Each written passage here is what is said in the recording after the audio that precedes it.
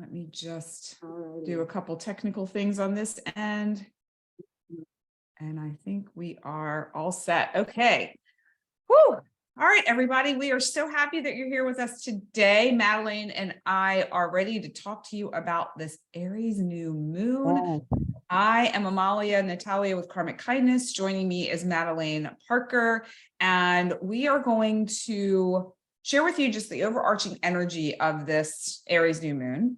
I'm going to give you a few of my little insights that have come through. Madelaine's going to talk about the astrology, and then we're going to go through each one of the 12 zodiac signs.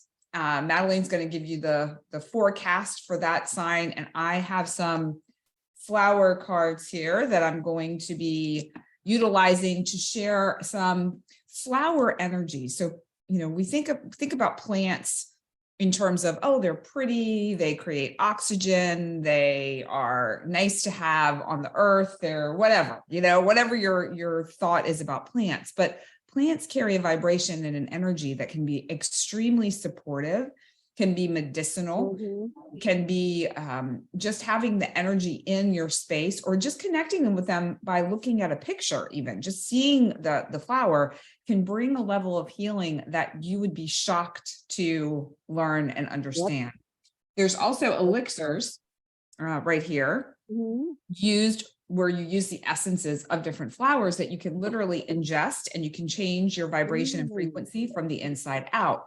So it's very, very magical and very, very cool. So I'll be sharing a flower for each one of the zodiac signs so that you can tune into that energy. There's a discount code in the description that you can use if you feel called to order any of the elixirs or the mists or the serums. I've been using them for a few years, and I can tell you they're unbelievable. Okay, so enough of that, laying the foundation for what we're going to be doing today. So we've got this new moon in Aries, which is the start. It's basically the zodiac new year. So it's almost like January 1st that most people celebrate in the 365-day Gregorian calendar.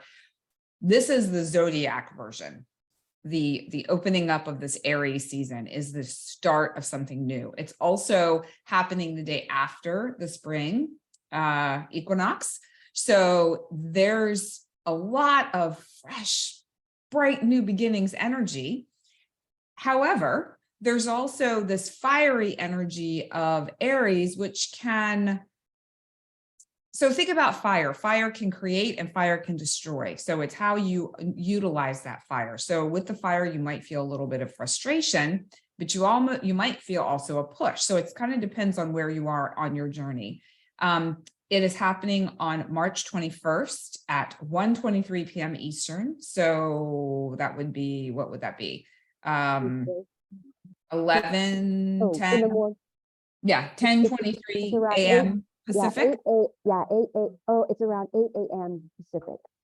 8:30 a.m. I think Pacific. Right. I don't know if that would be right because we've What got a time is it for you guys? 1:23 p.m. Oh, is Eastern. it? All right, -3. -3 hours. Is it 3 hours? 4 hours? 5 hours? I think you're 3 hours behind. You're 3 hours behind. So I believe that would be 10, 11, 12. Yeah, 10:23 a.m. Pacific. So yeah, okay. you're Well, going to be. no, here it is at 11:51 a.m. The moon is at 1:42 Aries. So about 2 hours earlier is around 9 a.m. See, because it's about 2 degrees an hour. Well, or so. But it's anyway, for Eastern, around that time. 1:20. I know it's 1:23 p.m. Eastern. Okay. For sure. I know that for sure. Then we'll go with that. Sounds yeah. good. So basically what the point is that it's a fresh start. You know, you think about spring being the day before, you have this new moon in Aries on the 21st. So there's a lot of this excitement around new beginnings and initiations and clarity around direction. You know, as we're recording this, we're completing that Virgo full moon energy with the Pisces sun, Virgo moon. It's that watery, feminine, going into the depths. We've also got Virgo, goddess, healer, service, all mushed up together. And so we're completing Whoa. that. And now we Mm. have some clarity. We're going to have even more clarity as we go forward. And so this period of time, this Aries new moon season, is a great time for you to really start to consider the bigger picture for yourself, your bigger goals, your bigger dreams. Think big and start to take steps and move towards that. And Madelaine's going to be sharing more about the other energies at play, the other planetary energies at play, and how this affects you. So if you are listening in, listen in for your sun, your moon, and your rising.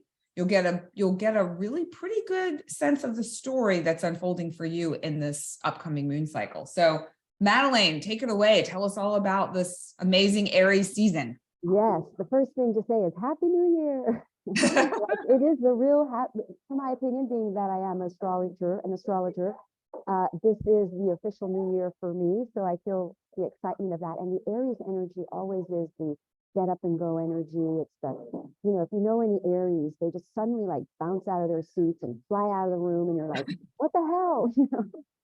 So we're really, that's the initial fire. When you light a match, it's so, and it's 0 degrees, which is like the most potent energy in the zodiac sign. It's the most potent energy of the Aries energy, which is the initiation energy. I mean, you just can't get more of that fire energy, sudden out of the blue, ideas coming to your mind. And this actually happened to me on Saturday with my friend. She came up from Port Elaine, local town nearby, and we just went nuts we're working on a journal, redoing a journal, and we just went bananas. And it's just like out of the blue, we just thought, she's Aries. She suddenly gets in her car and drives up here and like, we're doing this. It was a lot of fun. But so prepare you for spontaneous bursts of initiation, because Aries is the initiation energy. And we did, whenever we have the sun at the end degrees of the water signs and Pisces, that is that more reflective time, that more where we're really sort of becoming aligned with what we do, what we are fired up about. You connect with that, and then boom, come out of the gate like bam, like you were saying, clarity there.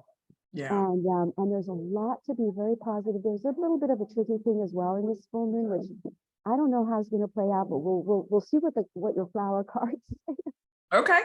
Yeah, I'm excited. Yeah. I mean, we have a Mars squaring, and Mars is at the end degrees of Gemini. It's in outer shadow, so it doesn't necessarily have to be confrontation or shall we say conflict. It could be played out in the war. There could be wars, or could be there could be things playing out in the global energies that are a bit combative, but it could also really show up as action.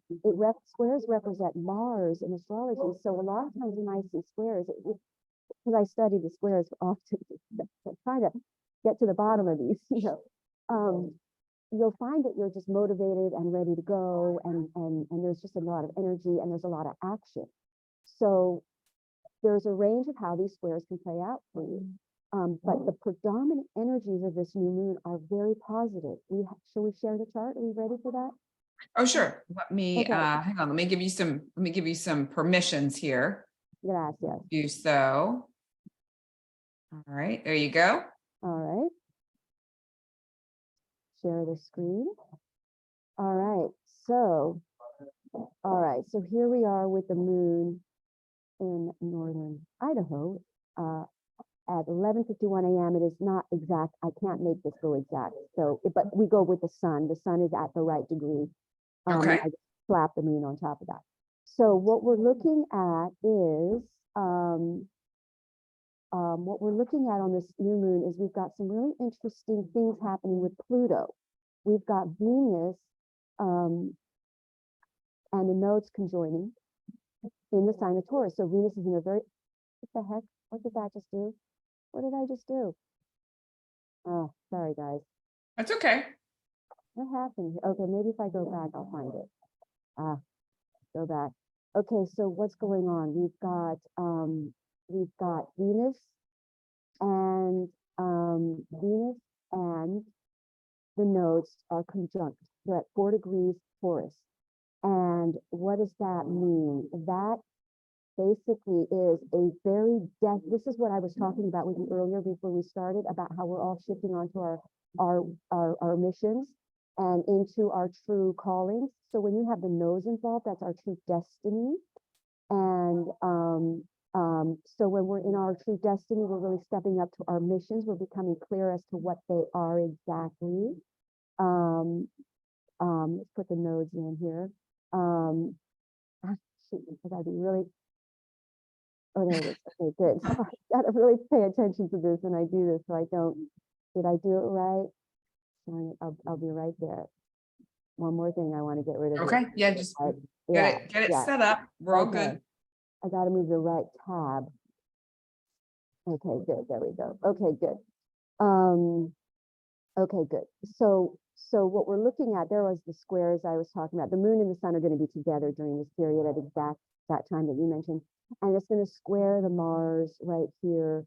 So that is a challenge. That could be considered a challenging aspect, but oftentimes I find, and of course it depends on your own personal chart as to how that square will hit you, but often I find the dominant energies are really the more dominant experience, as it were. So we've got this trine and a sextile, and we've got the moon trining Saturn, and we actually do have the nodes and Venus kind of making a sextile to Saturn too. Not showing up here, but there's a Venus conjunct Juno, Venus conjunct the nodes. So, and the moon is sextiling Pluto. So the moon and the sun are sextiling Pluto, which is great for finances. So all this bad news that we had last week about the money in the banks and everything, everyone's going to see that whatever news came out last week that was like confusing, didn't really make sense. You're going to see that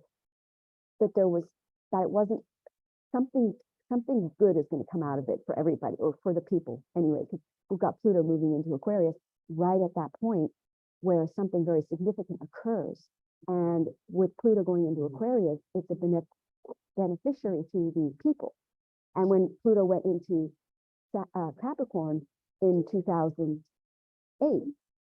it was the banks had a similar thing happen, and the banks, they saved the banks from the taxpayer money.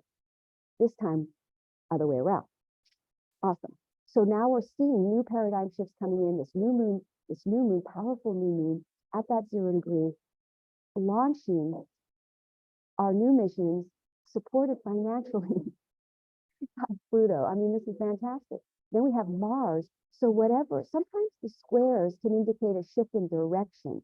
So we're going to talk about that when we go through all the signs. But that trining and sextiling, trining Saturn is a very positive. This is great for the people. This is empathy.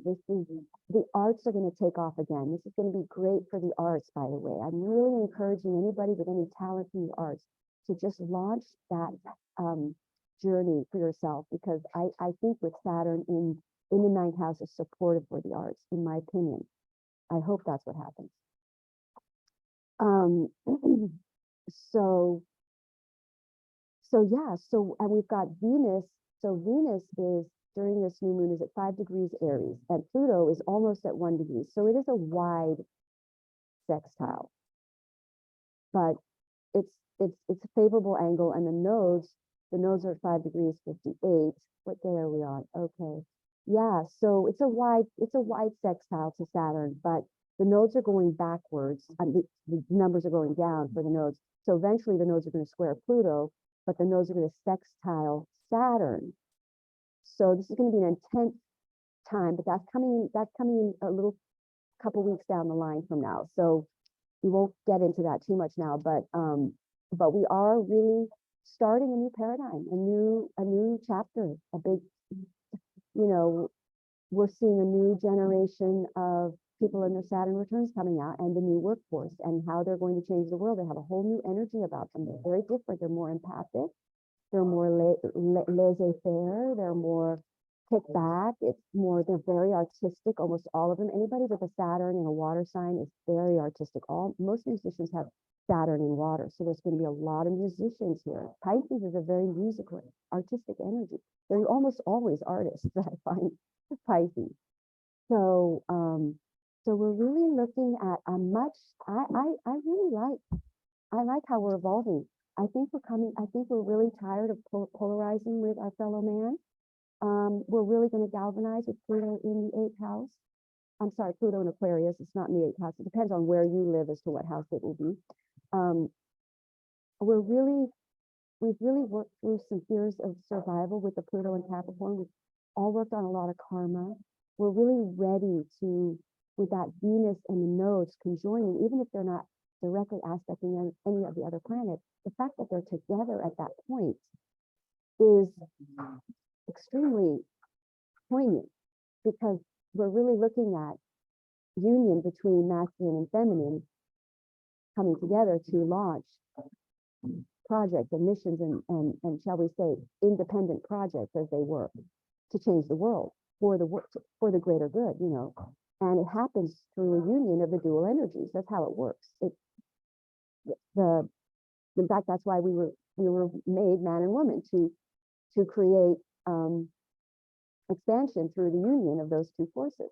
So we're looking at that with the nodes involved. So the nodes are going to tilt and influence this new moon into the place of unifying into your project, into your mission, into your real reason for being here during this incredible time, into this paradigm shift, where we're going to shift into an awareness of the 5th dimension. Aquarius is the 5D. It's about astrology. It's about understanding that that we are magical beings again. We're waking up to this. You know, the higher dimension.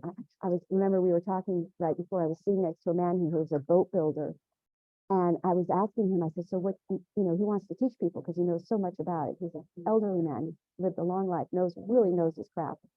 And I was like, "Well, what would be the first thing that you taught somebody?" And he says, "I would teach them to.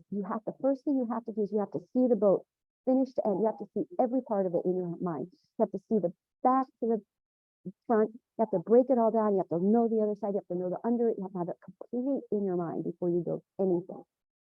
And then you have to break it down apart." And I was just like, whoa, that is such the message of where we're headed. I mean, we're waking. That is how we manifest. And that is the power of, shall we say, holding the vision. And so we're going to be waking up to the power, how we are powerful in manifesting through the higher dimension, which is the imagination, which is the unmaterialized, the unmanifest. And instead of trying to manipulate the 3rd dimension to manifest, which is a part of manifesting, I'm not saying we don't do that and we don't act, but we really are shifting with Pluto into the Aquarian energy. We really are waking up to a modern future reality that we can envisage, and that we know that that's how we are going to materialize. Like, we're no longer fighting the status quo and the already. We're going to just visualize the new. And that's where we're going. We don't care about the past anymore. We don't care about what the past was anymore. We don't care about what happened or whatever. We're going forward now with something exciting, new, and vibrant, and reinvigorating, because the Aries new moon at 0 degrees is literally the sperm of life. I mean, we are literally creating a new life. Something is going to come alive in everybody's chart.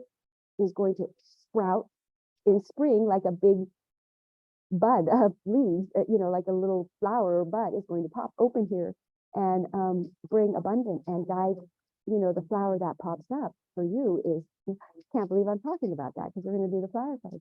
But the flower that pops up for your sign or whatever is an indicator of your nodal, your purpose here. So, and we are Age of Aquarius. It is about the people stepping forward.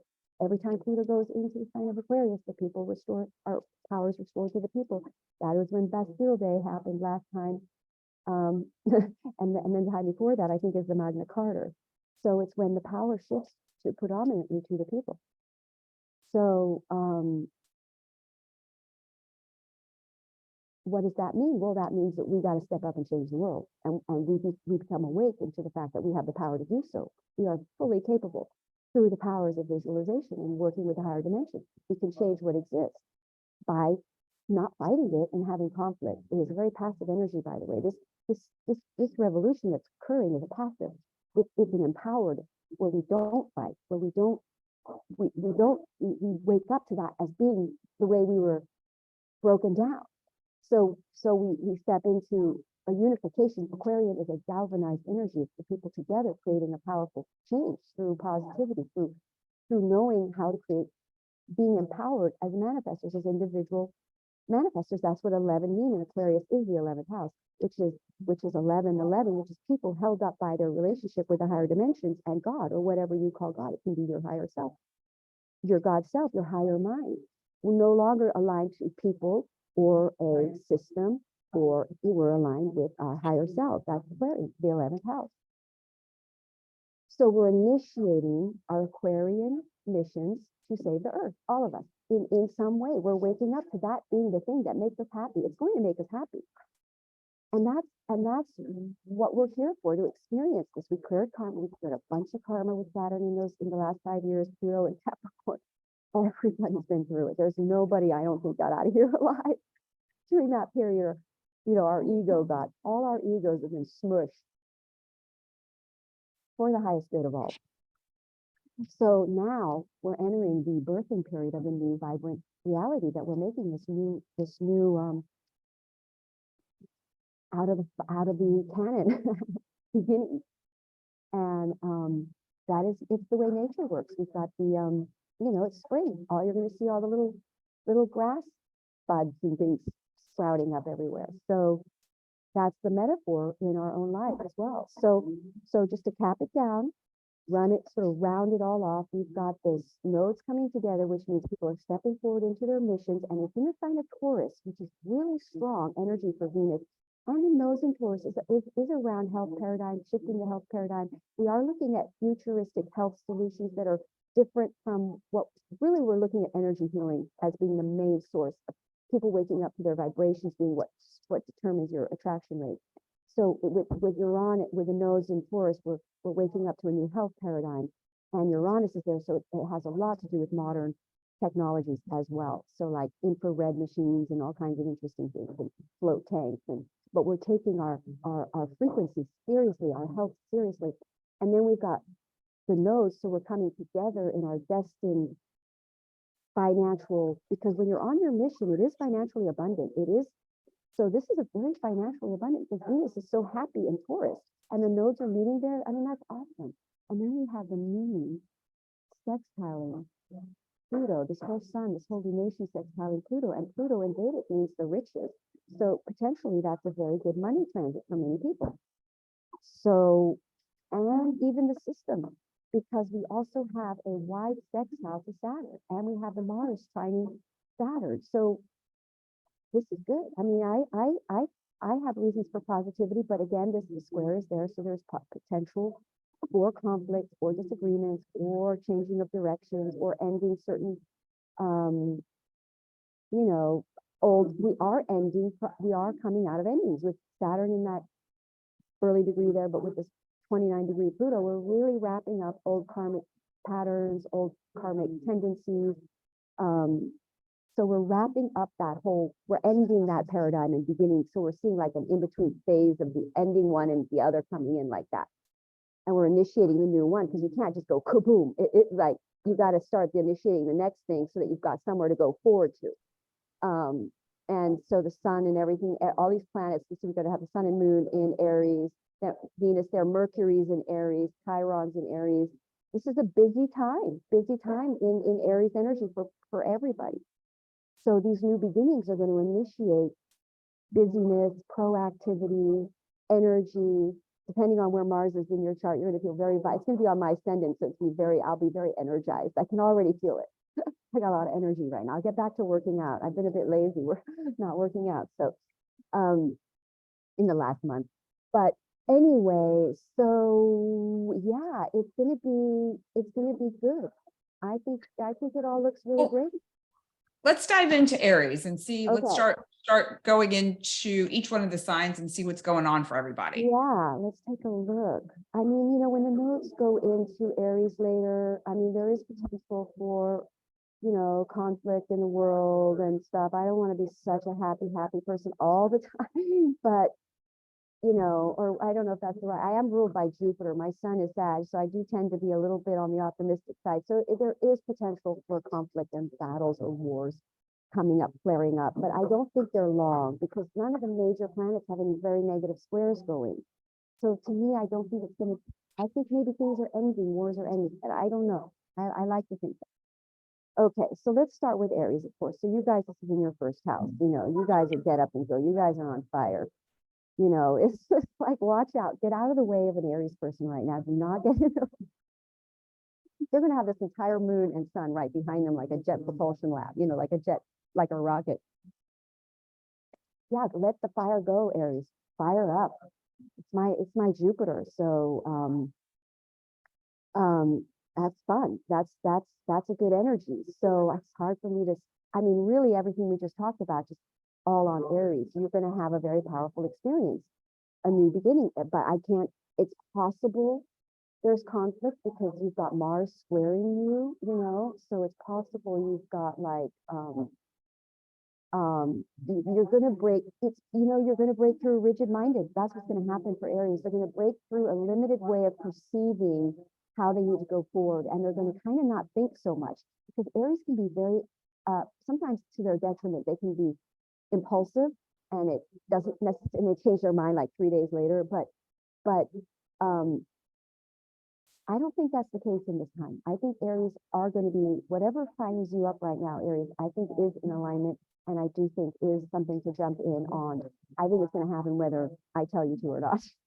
I think you're just doing it. So Aries are really having a whole new beginning in their rebirth. They're going to lead us into the new paradigm. They are. The Aries are the leaders, fearless. They've cleared a lot of karma and they are ready and they're ruled by Mars and they're going to change their minds because Mars is in Gemini. They're going to have a major mind change, major flip. What do you get? Well, the card went flying under my desk. So hold on a second while I go retrieve it. That's the energy for Aries, no doubt about it. Okay, there we go. Okay, so it's interesting. You're talking about this fiery energy of Aries. However, I think it needs to be softened with a little bit of medicine. Yes. So this is pink magnolia. This is talking, activates self-care and taking care of yourself. So, you know, if Aries, you're these get up and go people, that's great. Optimize the energy, but also remember that you can't get up and go constantly, that you are going to have to take some time for yourself, integrate some of this energy, integrate some of the information, the lessons, and be able to, let me see what what it magnifies. You want to know, may I just jump in really quick because I don't want to interrupt you, but this is an interesting thought. I think that's coming out for Aries before this transit, so they do chill out. So they have a moment of rest before this, but go ahead. It may be. However, this also is protection from burnout. So that could very well be part of what the story is for Aries. Yeah. You know, be careful. You've got all this energy and you have the cosmos supporting you. You have the cosmos behind you, but that you're still a human in a physical body that does need rest and care. And so make sure my Aries friends take care and rest. Yes, just don't overdo it. Remember to take care of yourself and value your needs as much as everyone else's. And take time for yourself. Usually most Aries you don't have to tell them to take care of themselves or focus on themselves. They've got that down pretty well. But yeah, just be careful of burnout and take care of yourself during this period of time. So yeah, a little. It's a question as to how selfish should Aries be on this new moon? What does that card say? That they should go very, very selfish? Because Aries, actually the selfish energy is not bad. It's actually, Aries are supposed to be selfish because they are designed, it's designed that an Aries would be selfish and what they would be selfish to do would be good for the world. So it's kind of a weird way. Yeah. Well, this card's basically saying that they need to value their needs as much as everyone else's. Okay. So it's in alignment with what you're saying about Aries in general, you know, their overall energy is Aries. Okay, so Taurus, let's see what's happening with Wow. Yeah, you guys the have bulls. this new moon. So remember, this new moon is a cuspy energy. So you really do want to look at your both houses and see which way it kind of resonates and plays out more. Does it play out more? Like, for instance, for Taurus, this new moon is going to play out in your 12th and 11th house. So it's right at the beginning of your 12th house. So, oh, yeah. So, I mean, that's an interesting thing. That's almost like you're going to go more, you're going to take time to really, it's interesting because I do know a Taurus person I can see doing this, really going major introvert to really find out what you really do. I think Taurus might be a little bit, they taking a month off or a month to really evaluate their true vision. Like, they're not going to act until this might be the one sign that doesn't just jump out of their chair at this point. Or you do get clarity now and you do get some introversion time and it really connects you and you do jump out of your chair and you know exactly what it is and you're fired up and you just can't stop, because that's what these energies are going to be. That's what happened to me with that journal with my friend. We couldn't stop. And we had to, and she's Aries, and we had to think about her mother because her mother was with us. And we were just spending so much time. So we were like, okay, we got to stop because, you know, her. It's interesting. But anyway, so yeah, so Taurus, this is in your 12th house. My sister is Taurus and she's going to be retiring in about a month. So that's kind of the energy. It's kind of like a retiring, taking time to sort of really evaluate, go deep, know what you're inspired about. And also it is kind of a ending house. So you are wrapping up some kind of an ending, like my sister who's retiring. I see 1, 2, 3, 4 here. So you're wrapping up something, ending something, and you're gaining clarity at that. You remember, like when I was talking about the moon, the sun being in Pisces right before it goes into Aries, there's like a wrapping up right before a rebirth. And that's just going to be a little bit of a more intense time for Taurus going through that again, I think. But also potentially going on a retreat or going into the country or starting a retreat or initiating. Interesting, my Aries friend runs a retreat. She is initiating a retreat. So you could decide to initiate some kind of a retreat. You may get an idea. Actually, the 12th house is Piscean. It's very, you might get a download of your true mission, your calling. You may get that clarity. If it involves going out into the country, you may travel to the country to find something. Actually, funnily enough, my Aries friend, well, she's Aries. Why am I jumping to her? But anyway, I know an Aries person who's going to the country to maybe invest in a treat property. Well, I can speak to Taurus energy of what you were talking about just then, because so you know, I was actually at an event yesterday, and there were some vendors, and there was just a synchronous connection that occurred between myself, one of the vendors, somebody that I was with, and another woman who happened to come in. So it was like the four of us just coming together, and it had to do with initiating a retreat. It had to do with, for me, initiating one in an international location, which I wasn't really looking at. Wow, yeah, because the 12th house is faraway locations as well. Interesting.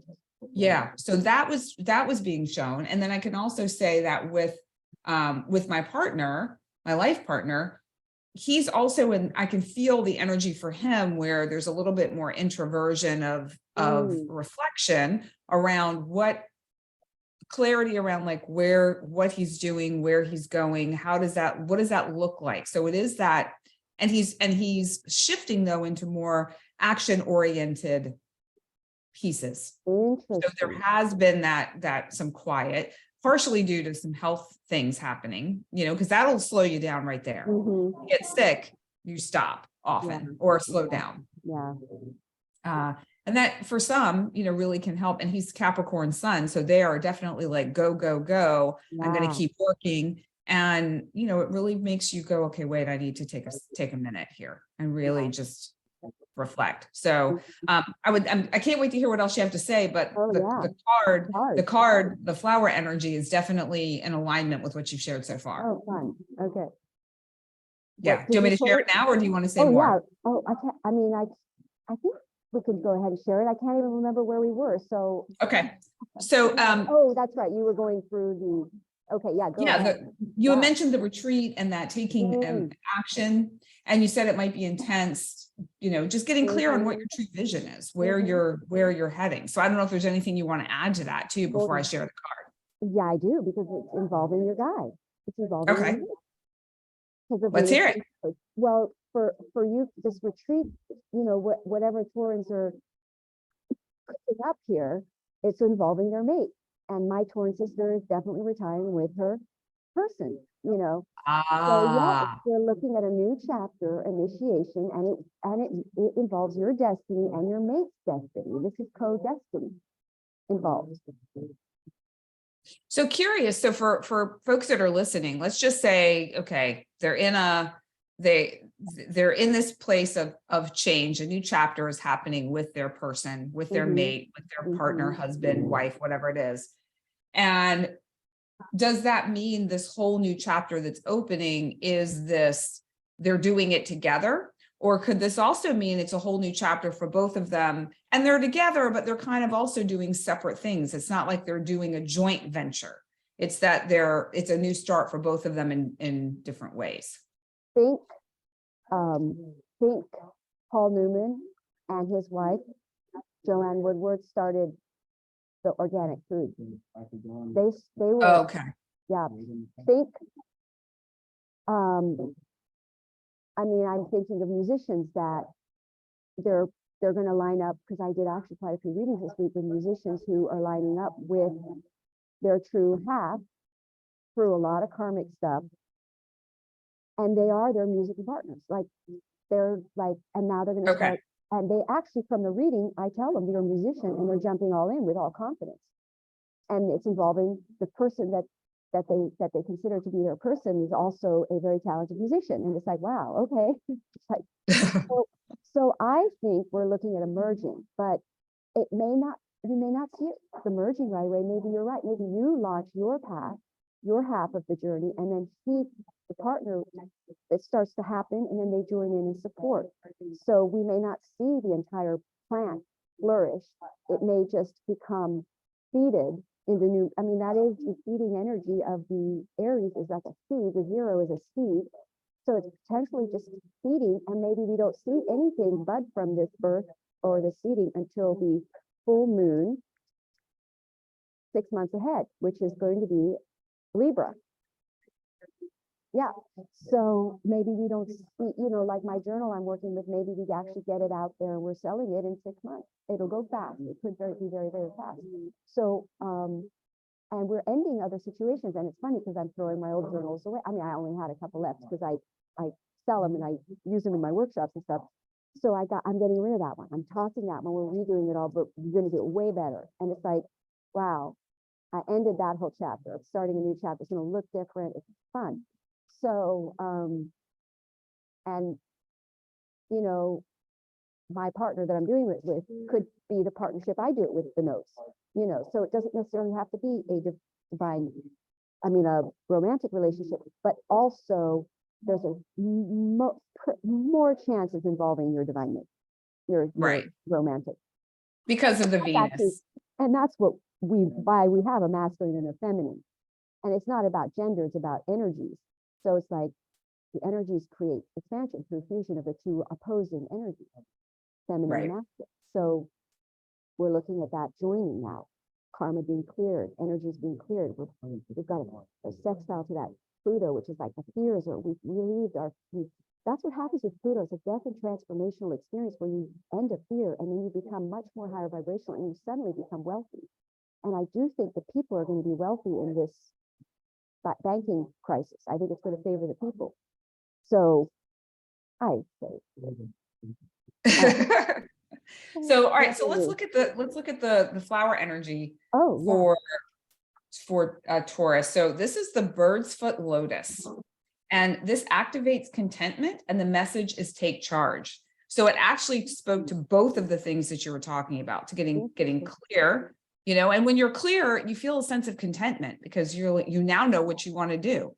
And then being able to take charge in that moment is pretty powerful. Yeah. This dissolves worry, dissolves fear of the worst, dissolves seriousness, magnifies happiness, lightness, cheerfulness, and ease. Mm. And so with Taurus, you know, there might be a bit of an intense energy. You might have some retreat time, but you're going to have the clarity that you need to feel that sense of contentment, to be able to take that next step forward into whatever it is that you are, you know, you're meant to be doing with a partner, divine or business or whatever that may be for you. So pretty cool time. Yeah.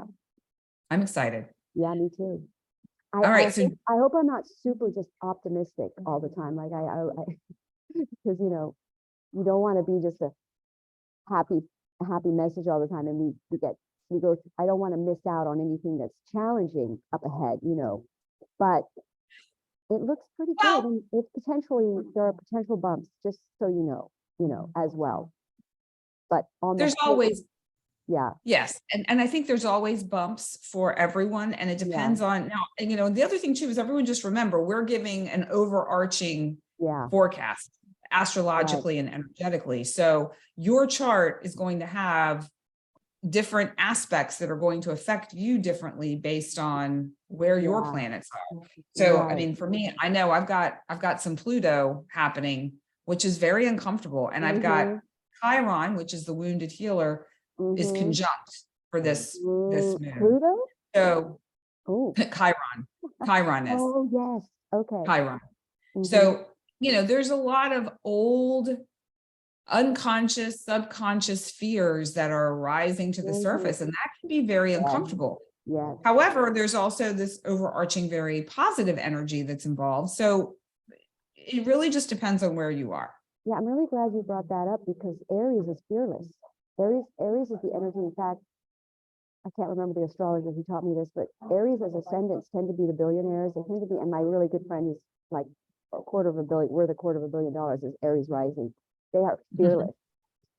So we're looking at jumping in fearless all the way, jumping into a cold pool of water, just going, woo, jumping in. All right. Yeah, no thanks. Yeah. That's not for me. Okay, so Gemini, let's roll on to that. Cold. Maybe it's hot because it's Aries energy, fire. Ooh, okay. All right, so Gemini, let's go to Gemini. So Gemini, Aries for you guys is in your 11th house. Fantastic. Wow. That's nice to have a new moon in your 11th house. That's lucky days. It's kind of a house where you could win something. You could get recognition. You become known.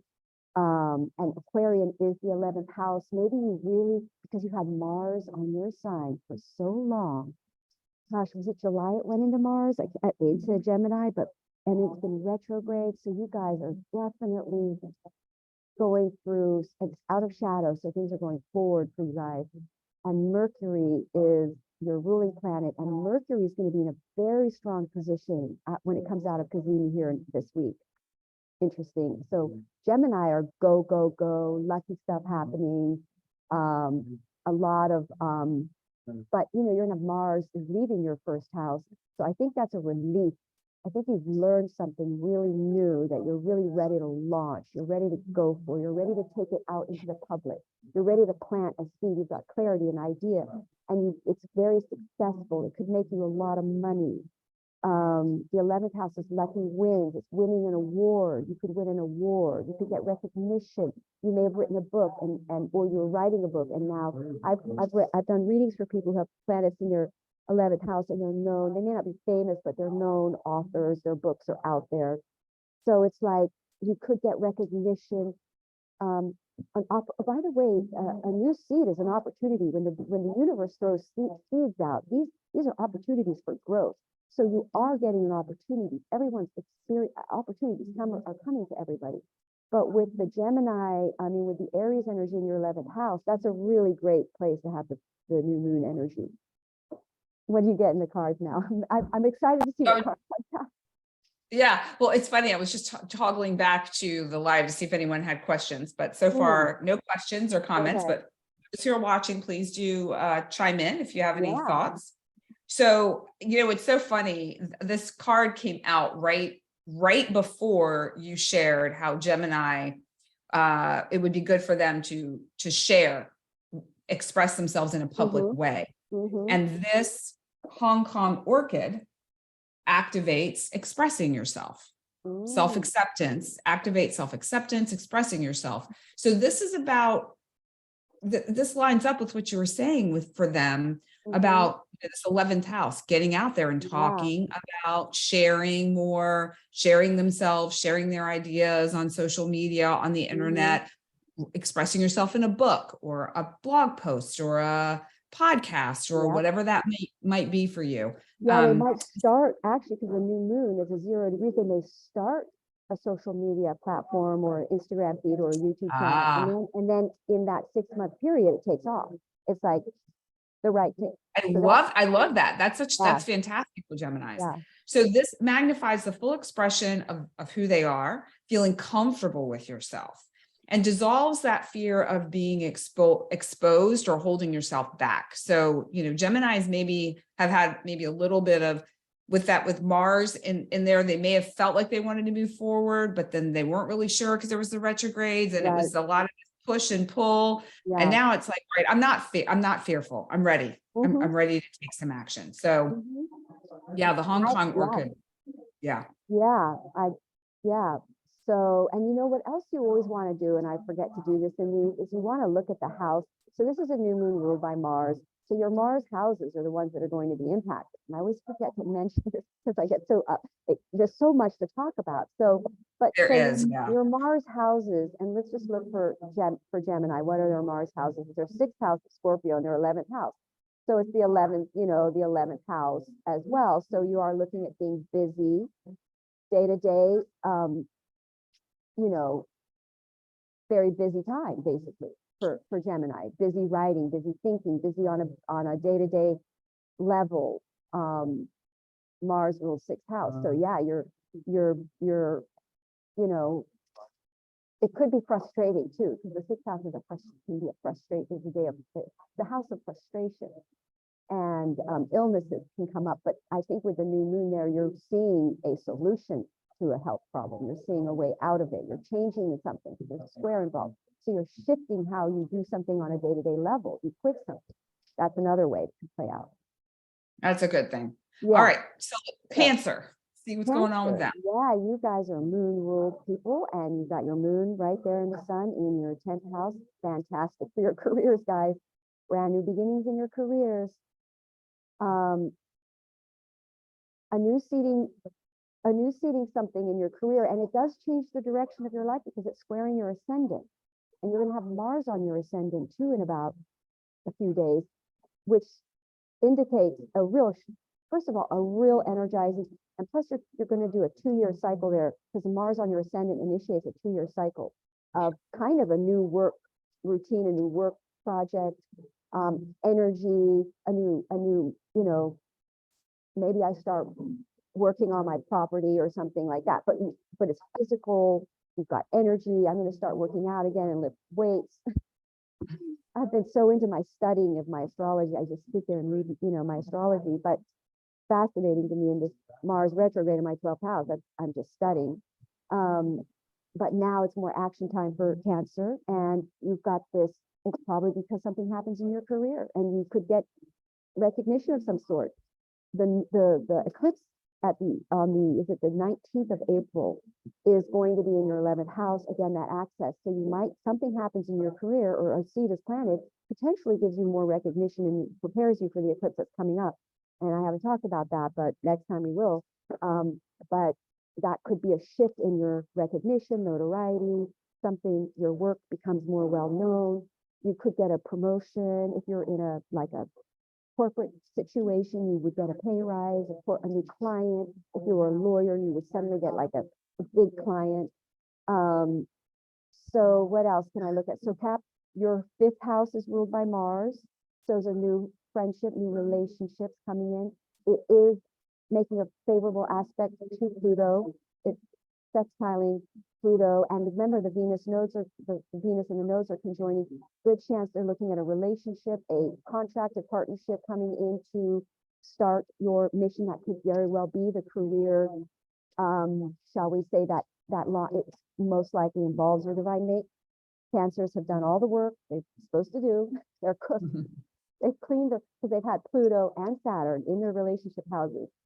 Pluto now goes into the relationship house, into the 8th house, which could indicate joint partnerships, financial projects together. A lot of interesting things. We could go into that. We'll do that next time. We'll go more into Pluto and the houses, if you like. But anyway, so for Cancer, you're looking at moon can make you known, or how you're known or seen. And then also the moon is relationships, and Saturn, Mars sextiling? Let me look at this. So Mars is sextiling, trining Saturn, while the moon is sextiling Pluto. I mean, that is very relationship committed, long-term stuff. By the way, these new beginnings, we're looking at a long-term, very long-term, because it involves this Saturn trining the Mars, it's squaring these. So in other words, if you're doing something that isn't going to last the long term, it's going to end up quitting, ending, whatever. And then the new energy comes in. Yeah. What was that? Was that it? Or let's see, I lost my other page. So yeah, so that's Cancer, right? Moon rules. And by the way, Cancers are very moon sensitive. So these transits are powerful for Cancer. You are good.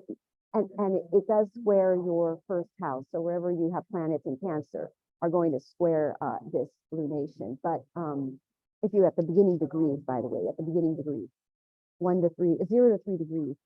So in fact, everybody with 0 to 3 degrees or 27, 28, 29 are going to have any planets around those degrees are going to be impacted by this.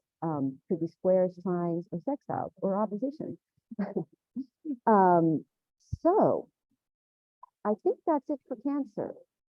Okay, well, let's take a look at their flower, which I really love this flower. It's the strawberry blossom. And this activates optimism, expect the best. And I believe you were even saying something to that effect about Cancer early on when you were talking about them. This magnifies the openness to growth and opportunities, a fresh perspective, a sense of possibility. So I feel like this is really quite beautiful and amazing in terms of, you were talking a lot about career for Cancerians. And so maybe for them, they haven't been feeling the sense of optimism around their work. Maybe they've had this worry, or they've had, it dissolves blindness to possibilities and opportunities. So maybe feel like they've missed opportunities, and now they're able to shift into something different for them. So for Cancerians, expect the best. Know that whatever is unfolding is going to be just perfect for you. Yeah, because they have Mars trining Saturn. Let me just look at that again. Mars is trining Saturn while Saturn is on my moon. So that's great. Yeah, that's why. Because Mars is trining Saturn, and Saturn is the 10th house. I mean, it doesn't rule their 10th house, but it represents the 10th house of career. And everybody's going to get a nice blessing with that trine, by the way. So, but the more, of course, you have a planet there, the better. The better. Yeah, exactly. Exactly. All right. So let's move on to Leo. All right, Leo, you have Aries over your 9th house. So either a brand new, you decide to go to school and learn a new subject, or you decide to become a teacher and start teaching, or you decide to travel, or you decide to shift an entire belief system and become completely shifted in a way, and this new belief initiates something new in your life because of a new belief.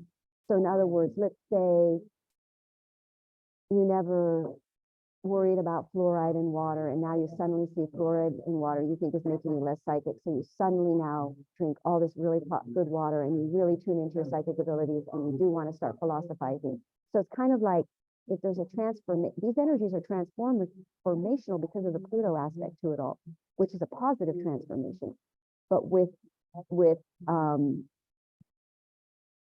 Leo, you guys, so let's look at what houses rule. That's your 4th house. Again, you're going to have a new beginning in a living situation because Mars rules your 4th house.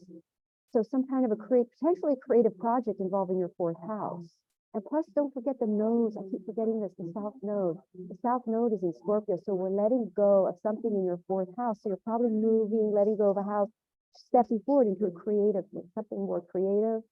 And then Mars rules your ninth house, new belief system, opening up. Remember, we were talking about that visualization thing where Leos are going to step into their creative imagination, and they're going to want to work with with spiritualism more, I would think, maybe, or philosophy, or a universal truth. You know, it's an inspired energy to have that new moon at 0 degrees in your ninth house. I mean, that is a transformation of belief, and that wakes you up. It makes you want to go on an adventure. A lot of Leo might suddenly want to go up and travel, and just, I'm traveling, boom, I'm out of here. That could happen.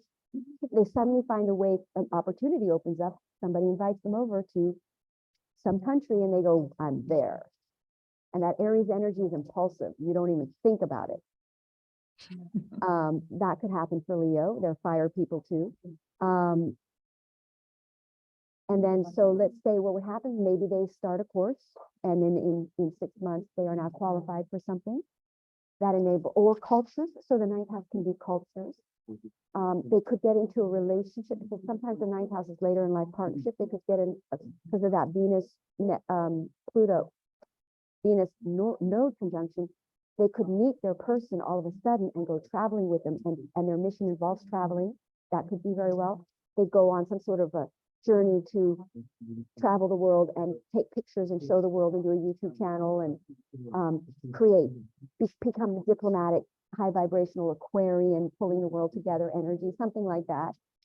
That you know, a lot of very, I would say that because they're fire signs. So what is the relationship between Leo and Capricorn? Is that I'm sorry, and Aries? That's 1, 2, 3, 4.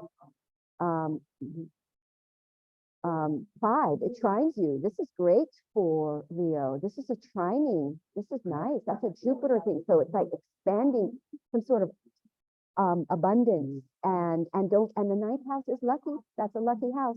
Jupiter is going into weak, is getting kind of weak, because Jupiter rules the ninth house, or Sagittarius energies. But I think for Leo, because that's technically not in Sagittarius, so it's probably great. So I would say this is a nice one for Leo. It feels like a nice one for Leos if you're open to this new higher mind of thinking, higher way of thinking. So, and this kind of connects in with the card for Leo, which is the date palm flower. And the date palm flower is shift. The message is shift the paradigm. It activates freedom from extremes. So in this conversation, you can be very extreme in your philosophy. You can be way over here or way over here. And it's really kind of this, the way I'm interpreting this card and the energy is that it's more about finding that middle way, transforming your belief system to one that you're open to both sides, you know, and you're open to the possibilities that are available. And this also has to do a bit with balance, you know, bringing in some balance into your life. Like that Aries energy to me feels like it can often be out of balance. There's a lot of fire, and you're like just activated and just go, and impulsive, like you were saying before. And that can work out sometimes, and sometimes it can't. And so, and Leos, as a Leo myself, I know that I can also be impulsive. I can just decide, oh, I'm just going to go do that thing without really giving it some thought to realize, or to even notice, is it something I actually want to do? Is it something that feels aligned to me? But it can be very extreme. So this is a reminder for Leos and our lioness energy ruled by the sun. That's very intense. Just that part. It's like, just find that place that's not quite one side or the other side. Because the shadow aspect of the ninth house, when people have planets in the ninth house, sometimes the shadow aspects are very rigid thinking, have rigid beliefs. They're either super they just can't be flexible. And so this new moon may create an opening, a new seeding of a new belief that they've been rigid against. So I like that card. Yeah, that card works great, that they've been rigid against, which now opens them up to their mission that they were rigid against. That's what that square in Mars is kind of doing. It's like ending a rigid thinking that was blocking you from knowing your mission. So yeah, belief system opening up, that puts you on your true path. Yeah, feels very, it feels, but here's the key. And I feel like I need to say this for any Leos who may be listening. And also for myself, is that depending on how much groundwork you've done, how have you tilled the soil for these new seeds to be planted, will have a direct effect on how this feels for you. Right. So if you've been doing the tilling all along and you're completing it, you're just now finishing that last little bit of soil preparation in this final bit of this moon cycle, then this will likely not feel challenging for you. You're all ready to go. But if you haven't quite finished and you are in this energy, there might be some discomfort as you begin to shift those beliefs and you come into resonance with whatever path you're meant to be on. So, but that's okay. Like, I just know that it's just realigning you, and you're exactly where you need to be, regardless of where you think you need to be or where you think you want to be. Okay, so Virgo, let's jump into that. All right, Virgo, you guys have Aries in your 8th house. So it's a new moon in your 8th house. I just want to see what house rules Mars, other house. Scorpio is your 3rd house. Interesting. You may decide to get a business loan and start a business. And you do a 8th house, shared resources, because the 8th house is shared partnership. You may go into a financial deal with somebody, a spouse or somebody. You may start a business with your spouse. You may get a business, refinance your property, or you may get an inheritance that enables you to start something new, an entrepreneurial venture, or writing projects. 3rd house can be a writing project, but again, 3rd house is very much mission oriented. It most likely will play out in the form of an independent business that you're launching. Now with Aquarian, we're really looking at working for ourselves, and not, because with that Jupiter and Saturn conjunction in 2020, December 21, it was about most Aquarian people with their charts at those positions were stepping into their own, working for the self, not the government, or not a system, not a corporation, running their own business. And so I think for Virgo, you guys are really going to, also you've got the South Node there. So you're letting go of a toxic business that didn't work out. You're going to let that go.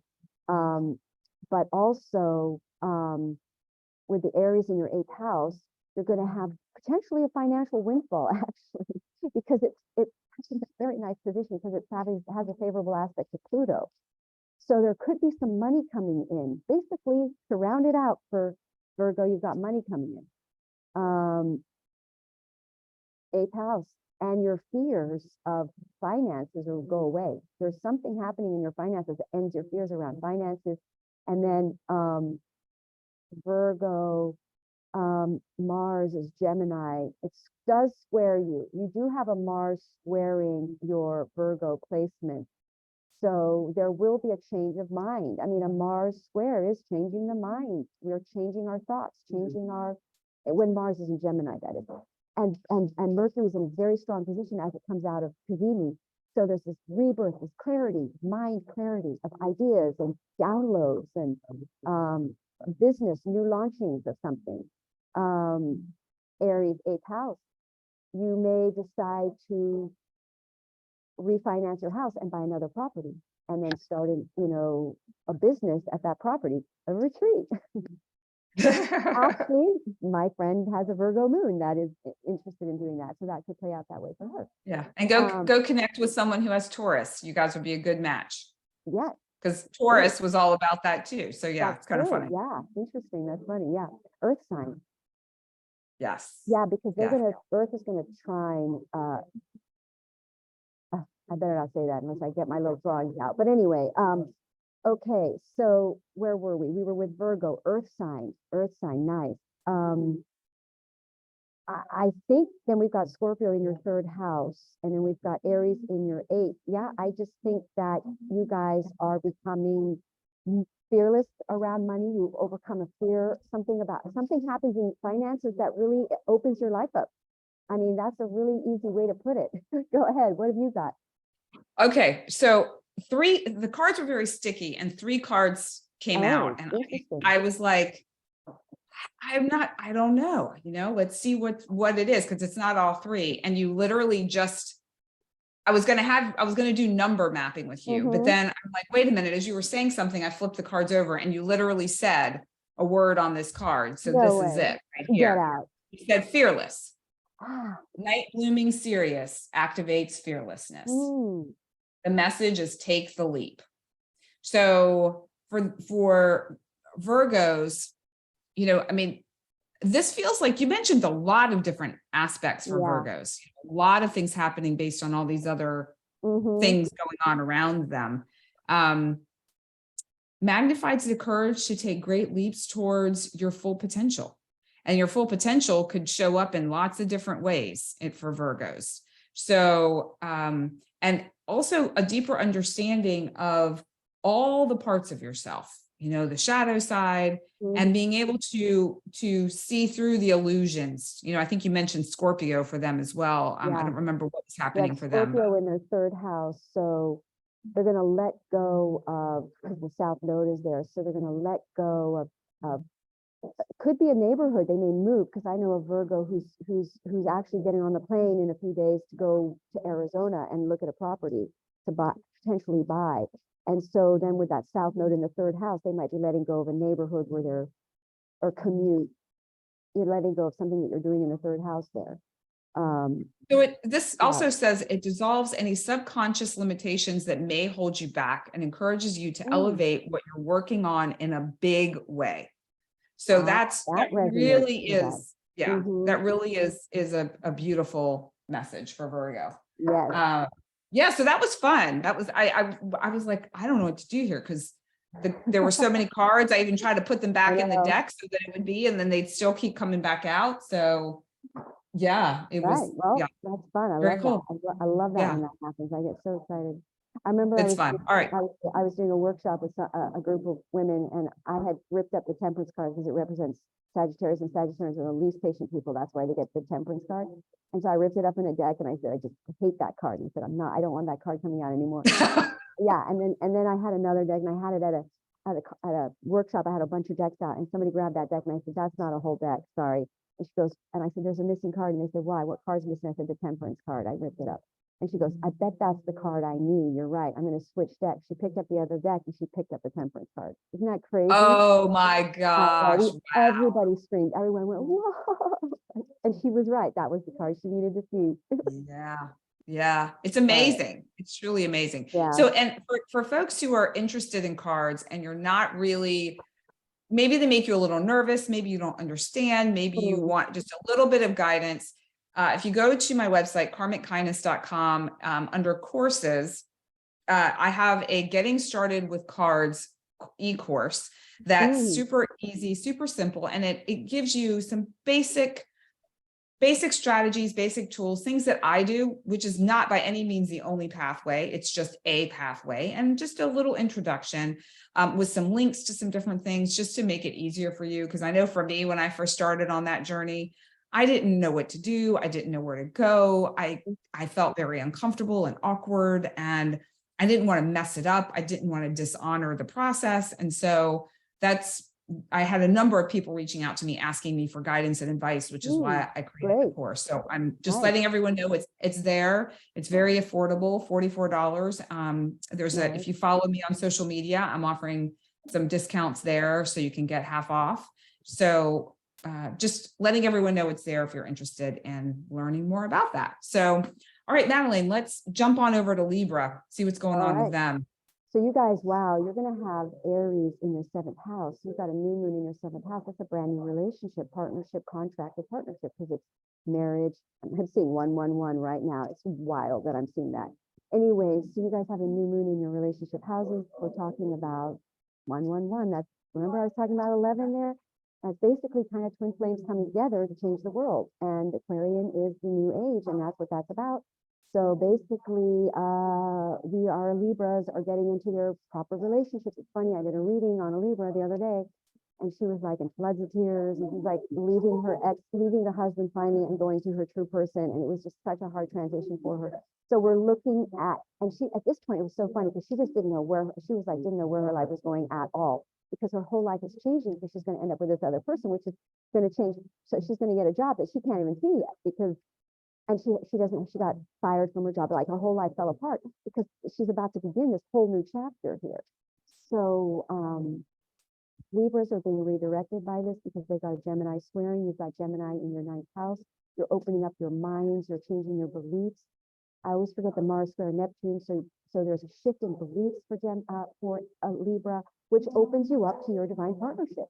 It's possible that's what she was having a problem with, because she felt like she should stay with the ex-husband and the family and the kids, but they weren't happy. It was toxic. It was clear in her read that she needed to let go, because most Libra have Scorpio in their 2nd house. But what else? She had the South Node. She had her own personal, she was Sun Libra. Okay, I don't know what her ascendant was. But anyway, if you have the South Node in your 4th house, you're leaving a family situation, you're moving. And anyway, so she is at that precipice of a whole brand new life. And that's new moon in her 7th house. Also, the 7th house can be a business partnership, the law. You could, if you're already in your relationship, you will start most likely your mission with your true person. There's a good chance it's going to happen now. You guys are going to wake up to what you were really coming together for, and you hadn't done it yet, and now you do. And then you've got Scorpio in your 2nd house. So you're letting go of one way of earning money and opening up to a new way of earning money. And the old way was toxic and not good for you. The new way is really great. It's where you're supposed to be heading. You really are letting go of, I would say, financial, because Scorpio over your 2nd house means you make financially toxic ways of earning a living out of security based. And so you're going to let that go, because Libra has Scorpio in their 2nd. So you're going to let that go, and you're going to open up, because you're going to be fearless now, and you're going to step into a mission involving your true mate that is a whole nother way of earning money, because you're going to let go of another way of earning money. Mars in your 7th, new beginnings in relationships. What more can you say? You're stepping into your mission all the way, 100% for Libra. It's probably the Libra Aries axis is the 2 on the cardinals, because your Capricorn and Cancer or squaring are going to have the most shifts out of it, like the most major shifting of their lives. These are cardinal axis points. To have a new moon on a cardinal axis point is just like everything changes. It's like, So you're saying those with Libra and Aries and Cancer and Capricorn are going to feel this the most. They're going to have the most cardinal shift. And what a cardinal shift means is like a whole change in season, which is like you get your mutables that change all the time. They're adaptable. The fixed, non-adaptable, they just want everything stable and stuck. The cardinals are neither. They do just one big shift. Cool. That's a way to look at it. Okay. So yeah, cardinal shift, seasonal change, whole change of life, whole change. Because see what happens in a cardinal shift is you change your career, you change your relationship, you change your living situation, and you change who you are. It's like all the 4 points, you change. Okay, and you have a new identity, you become a new version of you, you go against an old version of yourself because it's opposing. So you let go of your ego identity on some level, and you open up to the relationship identity, or you open up to the relationship more, or like your mind is opening up, so you open up to what the other person wants, or ideas, all that. So I hope, did we do the flower for Libra? Not yet. So here's the flower for Librans. It is the red hibiscus. Let me see if I can. We've had that one before. Sounds. I think we definitely have. We've had probably a number of these already, but this activates a fresh perspective. hitting the refresh button. So talking about cardinal shifts, Yeah, I mean, you're right, resetting, you're having a whole new fresh perspective on life, and you're right, literally living from a different place, yeah, a different perspective, or literally a living situation change, it could be, it yeah. could literally be that. I have my Um, ascendant and descendant at 0 degrees. oh, do you really? Yep, completely changes. Wow. Yeah, that is big. Yeah. That's really big. You're going to be feeling that for And just so sure. everybody knows, this doesn't play out all one night. I mean, it takes a little, like, Time. yeah, Yeah. like all of a sudden, it can do Right. that. All of a sudden you're like, wait, I'm moving. Yeah, the new moon, I got everything in my car and I'm like, or going on an Yeah. airplane. I almost flew down to my parents the other day. So, but yes, Yeah. So let me just read this one little bit here. So red hibiscus helps you recognize how whatever the situation is going on in your life contributes to your own personal growth and allows you to start anew with a fresh perspective. So if I would say that could be for anyone that has a cardinal sign. Yeah. Just really just see if you can keep that in your mind. yeah, because even if your career is going to change too in this because you're going to go into a mission with your mate. So I don't know how my career is. It doesn't mean like I won't be working this way anymore, but basically the mission starts. So there's another project that you were designed to do with your other half that will happen. So yeah, so interesting. Yeah. All right, Scorpio. Okay. Scorpio, you guys have the South Node, and you've got you're ruled by Mars, and Mars is squaring this. So this could be a challenging, confrontational transit for Scorpio. There could be conflict, and it could be quite dramatic and intense for Scorpio. They do need to just, as it were, in this one, with a Mars square, they just got to let go of ego control, let go of just surrender, relax. But this is you're really ending an old version of yourself because South Node is there. Your toxic attachments to certain things, really whatever is going on in your life that you have a toxic attachment to, because it could be all around anywhere. It could be work, relationships, anything. You don't have faith in your own ability to land on your own 2 feet, so you're holding on to things to make you feel secure. I would say that's shifting for Scorpio. They're becoming very much more confident about landing on their own 2 feet, and they absolutely will. And they have Aries over their 6th house, so there's a brand new beginning in an area, a field of work. Now, it could be a healing, because the 6th house is like the disease house, so it could be coming into initiating, because this is the energy of initiating a new work for a new job, work day-to-day routines, potentially as well, around health, or around a work that is around health, or of service. You're stepping up to service, a new beginning where you step strongly into service. With Scorpio there, you have a certain amount of confidence because you've had these eclipses on your 1st and 7th houses where you've become more yourself and you've let go of relationships that were toxic. So now you've liberated yourself from all of that, and you're now ready with the stepping into service. So there we go again with that message. And then we've got that Taurus, in your 7th house of relationship, of course, Venus and the nodes are there. So hello, is that like so clear that you're going to step into a destined mission with your partner, mate, contracted relationship? That's happening. Your destiny shifts through relationships, or your person that you're in a relationship with, their destiny shifts. They change, and then it changes your destiny as well. What else can I say about Scorpio?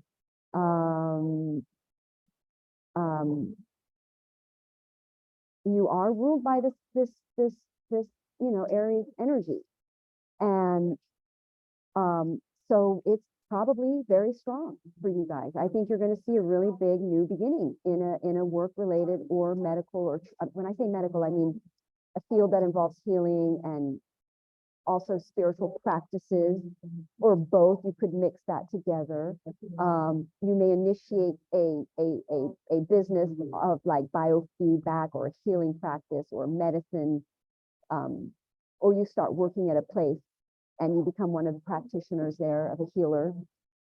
But you become, it's initiation. So this is exciting. This is a new beginning. This is a new paradigm that you're entering in your life is going to initiate in the 6th house. So yeah, that's you. What house? Yeah, that is, was I doing Scorpio? I suddenly forgot which sign I was in. Scorpio. Scorpio. Yes. Yeah. So Scorpio. So much information's coming through. I know. So it's so interesting with Scorpio. I barely started shuffling the cards and this card just went poof out. And I would say, as I was listening to you, kind of waiting to see how they were going to integrate, you really kind of brought it all together at the very end, talking about the spiritual practices and connecting in spiritually, because this is a card, White Magnolia, which activates spiritual fulfillment, and the message is you are divine. So really, the way I'm receiving this as a Scorpio ascendant myself, it's about awakening to your highest aspirations. That's what it magnifies, and feeling that sense of fulfillment and acceptance with wherever you are, and knowing that whatever is being revealed to you or has been revealed to you up until this point, or maybe in this moon cycle, is part of your divine mission. It is part of what you're destined to do. And it is about acceptance and surrendering to what the divine wants for you to do to be of service. It's not about the ego or the mind, which is somewhat what you were talking about before, Madelaine, with utilizing the mind for what it's designed to do, not what we have been taught that the mind is designed to do. And really being able to access the spiritual guidance and the wisdom that lies within us already. We don't need to seek that anywhere else. We are divine. You are divine, and to follow that mission from there. So yeah, let me just read this one little bit here. White Magnolia inspires you to look beyond the obvious and see what's deeper. Perfect for Scorpio. See what's deeper. It awakens the part of us that is all-knowing and aware of divine timing. So it's all perfect. Yeah. We're all divine. It's all happening. It's all working out. I love this because I feel like this message is very in tune with where I am in my life as a Scorpio ascendant. So hopefully it resonates with other Scorpios as well. Yeah. And if a health, sometimes a new moon brings up a health issue, but that will be, you'll do what needs to be done. It'll be clear, and then you take measures, and then in 6 months it's better. So, okay. Yeah, and I feel like for me, I've had a couple of ongoing health things that have come up over the past 6 months or so. And then some new information has now come to light. But I'm not worried about it. I feel like it's all perfect, perfectly aligned, and more information is being revealed so that it is resolved, like little bow, come maybe the 6-month mark or so. Great. Yeah. Pretty cool. Okay. So now we're in Sagittarius. You guys are ruled by Jupiter. Jupiter's going into invisibility. So for about, I think till early May, Jupiter's a little bit weak. Your ruling planet's a little bit weak. And, but that's a time to really become more connected to, again, your calling. Jupiter is about your calling. So it's to pull you back a little bit to integrate with that. And it's Kazini with the sun, which means you purify your vision as well. So I would say that Sagittarians are going a little bit introspective, and with that energy, they're slowing down a little bit, but Aries is in your 5th house. So you're looking at relationships coming in, brand new friendships or creative projects, a new beginning in a creative project. and or both, like friends or your person. You meet your person, you get a friendship turns into your divine partnership or romantic partner that you then launch a creative project with. That is your purpose. That is your calling. And then you've got Scorpio. Mars rules your 12th house. So wow, that's a tough one, you know, with letting go. And plus you've got that Mars is squaring and rules your 12th house.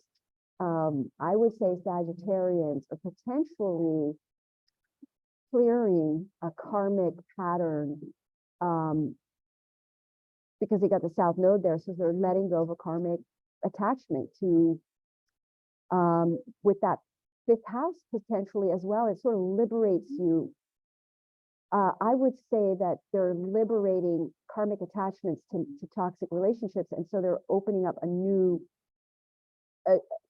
what's happening for Sagittarians is they're letting go of their fears of, they're just jumping in and they're allowing the creative juices be their guide. Like they're not worrying about money. They're going for it. They're going to start a new seeded project and it's not about money, that energy. And they're just like inspired and excited. Very creative energy. You could have a child, by the way. Get pregnant, literally the seeding, a new seeding, a child. Which then, you know, puts you into the 12th house, new Scorpio, letting go. Well, you sort of are potentially, I would say,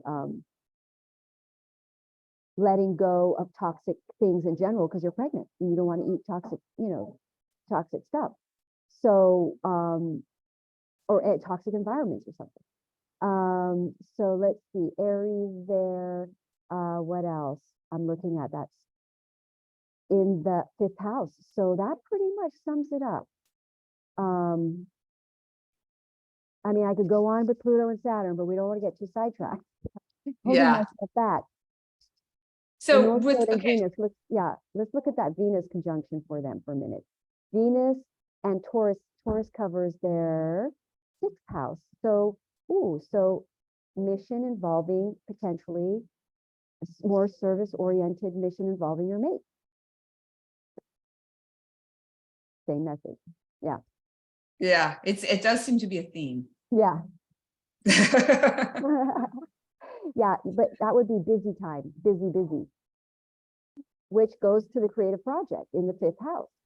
Like, let's say you did get pregnant, you had a child, and now you become very busy because you've got Venus and the nodes, and it is part of your destiny to have a child with this person, and now you're very busy changing your lives and your day-to-day practices and your health, and you quit things and you stop drinking alcohol or something, you know. So yeah. Okay, so we had 2 cards come out for this as well. Mm-hmm. And I'm not really sure because they both have like a little glimpse of the energy that you shared, but for very different reasons. So, but they're both pink flowers. Ooh. And to me, what I find interesting about a pink flower for Sag is also fire. You're a Sag sun, Madelaine. You're wearing red glasses or red blouse. You know, it's like there's that. But there's your pink. Yeah. So, but that to me, pink is like the softer, more subdued version of red. It's got the hint of fire, but it's not fiery. You want to know something very interesting about what you're saying? And I don't like to interrupt, but it's quite interesting. One of the reasons Aries are the most successful sign is because they're not afraid and they'll wear pink.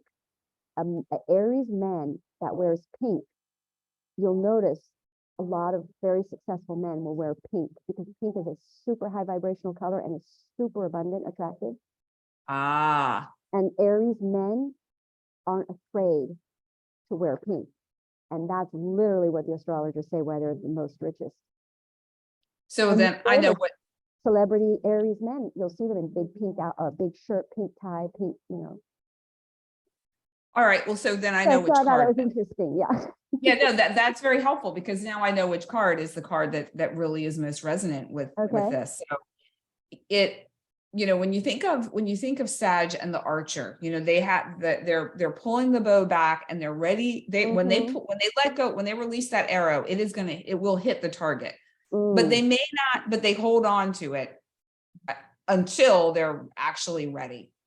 And when they are, that's it. So when I think about Sag and all the things you're talking about with this fifth house and creative energy and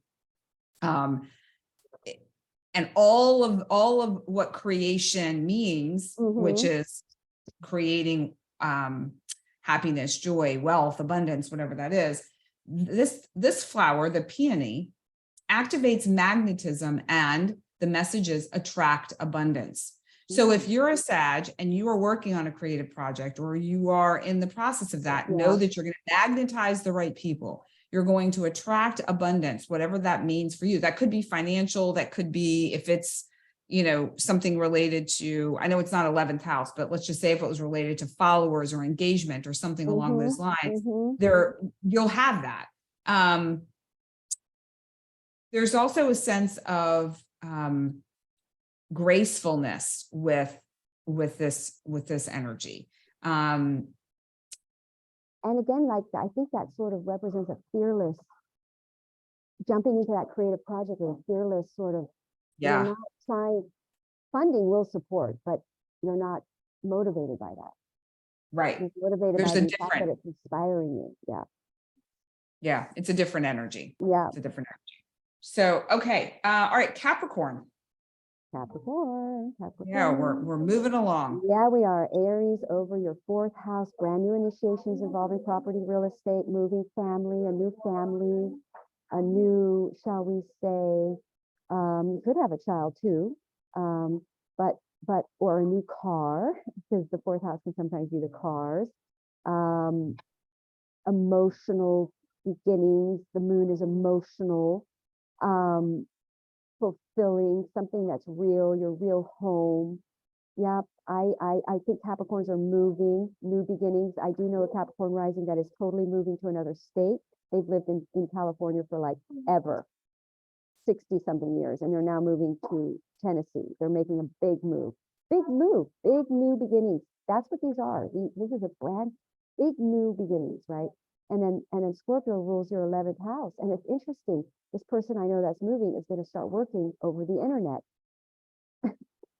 So it's like they're going to start doing their work from a studio, and they're going to teleport it, or send it to teleport it, telepathically send their work to them. And so they've got this. They're letting go of Scorpio there, of friendships groups, because if you're moving, you're letting go of a whole group of friends. And you are definitely initiating this again, a cardinal sign. Remember what I was saying, cardinals, this is hitting your cardinal axis. Probably going to get into a new relationship, because you've got, what do you have you have Cancer over your 7th house. So your moon rules your 7th house. So it's a good chance there's a new beginning in a relationship that enables you to move and make a big drastic shift and change. New friends, you could start a new social media presence, but also you could get recognition, notoriety, but also a new group of friends. When you move, you meet a whole new group of people, and that's Capricorn, Scorpio over your 11th house. You meet a whole new, you let go of one tribe and you have a whole new tribe. Yeah, I'm trying to think if there's something I'm missing here. You have Taurus over your 6th house. So this Venus nose involving your 6th house again.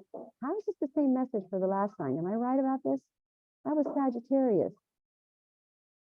6th house. So Capricorn. Well, you were talking about Oh, wow. home. Yeah, so they have Aries over the 4th. Why am I doing that? Okay, yeah. So they're starting a new. You may not move, but maybe you start building a home. You could start building your home. I would really like that. I have a lot of planets in Capricorn. Maybe I start building mine. I have a land building project. The meeting that boatman was very helpful, because I have a strong vision of my home that I'm going to build, and I'm visualizing it. I know the knobs. I know everything.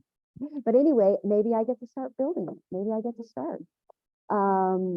So That's what we're looking at for you guys, Capricorn. And you have Taurus over your fifth house. Wow. Wow. You guys have very, very powerful relationships because you have the node and Venus over your fifth house. That is pretty nice. Again, potential childbirth. That's the destiny between your relationship to have a child together. That's probably what's going to happen. But a creative project, destined creative project, the birth of a project, the birth, a seed in the, a new seeded new moon in your fifth house is the birthing of something, no doubt about it, the birth of a creative thing, of a child, a project, the metaphor of even that. So, yeah, the new moon is in between your third and fourth, but the nodes being there is activating that mission, which involves your fifth house. So it's a creative project or a child. So yeah. All right. So this card, I'm feeling like it doesn't necessarily correlate exactly with what you were saying, but I feel like it's a message for a Capricorn or two that's listening in that will help them step into what it is that you were talking about. Okay. And there's a couple of people that I'm thinking about with this, where in their life they are in this a bit of a transition place. They are pivoting in a way. Right. And there is something that is, I don't want to say holding them back, because it's not really holding them back, but it's like they need that little nudge, or they need that little nugget of information, or this little extra something in order to feel comfortable and confident. I mean, they're shifting anyway, whether they like it or not. It's just their level of comfort with it. So this card, the pink lotus, I mean, when you think about a lotus, it's you're in the mud, you're in the darkness, and you're using all of this energy to push your way up into the light. And that can be very uncomfortable, but you know that you know where you have to go, you know what you have to do. With this, it activates divine wisdom, and the message is look within. So for those Capricorns who already know what they need to do, they already have a sense of it, but they don't feel aligned, they don't feel comfortable, they don't feel ready. It's just a reminder that you are supported. Look within yourself and really tune into how you're feeling. I mean, you're an earth sign, so you can feel that, but you're also the workhorses, I'm going to get her done people. And so sometimes it's, you know what you need to do, but you know you need to do something, you just don't know what you need to do quite yet. This is a reminder to really tune into yourself, to know what that is, and then you'll be ready to have this paradigm shift, to have this transformation that's happening anyway in your life occur. It really, I think what it boils down to here is just coming into that deep calm within yourself, and then going forward from that place. And I mean, that again, I think a lot of these messages could be said for all signs. You know, I mean, there's a nugget for everyone. Yeah, and you guys have Mars in your seventh house of relationships, so you know, if you could potentially, you know, end one relationship and start another. You know, I know a Capricorn rising who is getting divorced, and then they'll probably jump into this other relationship. So that's a potential as well. Could that also, really quickly to clarify that, could that also be the Mars in the seventh? Could that also relate to a shift within the partner's life in some way? Yes, because Mars can be a lot of action, a lot of activity. They could be suddenly, like we're doing Capricorn, right? If they move, they're suddenly very, very busy, and they're doing a lot of actions, a lot of activity, and it involves a relationship. So you could be moving in with someone and you guys are moving the whole house around. I remember when I had Mars, I remember I was moving a property, and I mean, I was squaring my Mars, it was a Mars square Mars. And I mean, I literally moved an entire house, not entire house, but like a bunch of stuff in like 2 days. You have a lot of energy, but if it's in your seventh house, potentially your partner is going through something where they have a lot of energy and they're very, very active, action oriented as well around Yeah. something. So yes. Yeah, I feel like that could be the case for a few. Yeah. I just popped over to the chat, and I'm so excited we're moving on to Aquarius because Catherine was chiming in here. She's a Scorpio ascendant, so she was feeling very connected to that portion. She is a Cancer sun. Her twin flame is Aquarius with a Scorpio moon. So this will be interesting, I think, for her to listen into this Aquarius energy and how that might factor into their relationship as well. So what was her rising sign? She was a Cancer Scorpio. sun? Scorpio. Cancer sun, Scorpio ascendant. Yeah. And and then her so twin flame is Aquarius. So she's gonna have Taurus over, she's got Venus and the nodes in her seventh house, Taurus. So she's most likely, if she's in her relationship with her twin flame, they're going to step up to their mission. It's going to start happening. They're going to take that.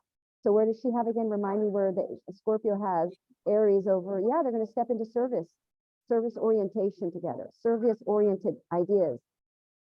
Okay. So she's ready to hear about Aquarius sun. She's ready to go. So let's jump in. So you guys are ruled by the planet Saturn.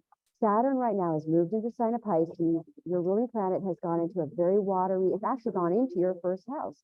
So what a great time to literally initiate your mission with your divine mate when you have Saturn in your first house. You're going to be working very hard. You're going to have more responsibilities. You're going to have, it's the work energy, or what you're saying, the hard work is happening. Pisces, why am I talking about that? Oh yeah, because it's her ruling planet. So her ruling planet, she could get involved in some sort of a creative, she's going to become more creative. Well, this is her twin flames sun sign. This is not hers. Oh, yeah. Okay, gotcha. Okay, so let's go in on that. So they have Aries in their third house, new business. So they're launching a new business with their twin flame, most likely. A new project or a writing project, because Aries third house can be writing. It's the Gemini house. It's a good chance they're going to get involved in writing. Actually, Aquarians are very air energy, and you know the third house again is air energy, so they're going to be very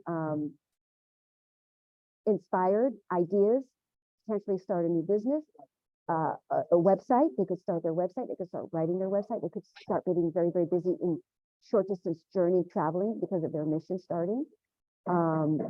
It could involve moving again because they have Venus and the nodes in their fourth, so they might start a building project with their divine mate. They could start designing their dream house together, and that is their project. They change the world that way. It's a dream house that opens up other ideas around living and property. They could start a family together and a business together, or you start a family with that Venus nodes, and then you work on some kind of a project together in the house, because you could just get busy doing that. What else? So Aquarius, let's look at Scorpio, also rules your 10th house of Capricorn. You're probably going to be, all Aquarians I know are letting go of some toxic career, secure-based career choice, almost straight across the board. And they are opening up to more finding security through investment in property and real estate, actually. That's instead of finding like a job that creates a security, most Aquarians are finding security through property real estate. So Madelaine, Catherine says you know her. Oh, Catherine yeah. Del Rico. Oh, yes. Is that the person who's asking the question? It is. Yes, it is. Okay, tell her I know exactly what's going down. They're going to move in. She's going to move in with him, and they're going to start their little business. They're going to start their little business roaming around, short distance traveling, playing music to all these people. Remember, I was just telling you that their ruling planet is in Pisces, and she's a musician. So she's going to be, Kathy, dream come true time. Dream come true. I hope she can hear me.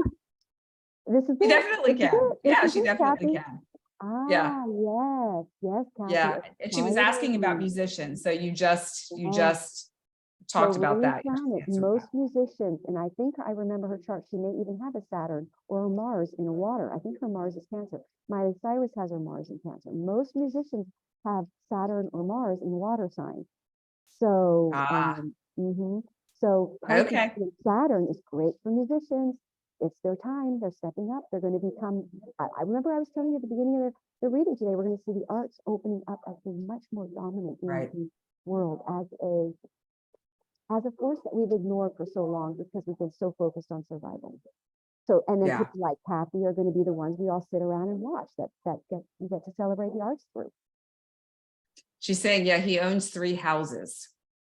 Ah, So there's a lot there. So yeah. Kathy, if you're tuning in, I'd like for you to participate, if you don't mind, in the number mapping for this. So if pick a number between 1 and 3 for the flower card for Aquarius.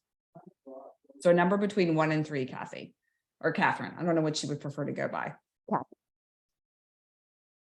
So yeah, we'll let her, we'll have some audience participation here. So just close, there we go. She says she's got Mars and Pisces. Yep.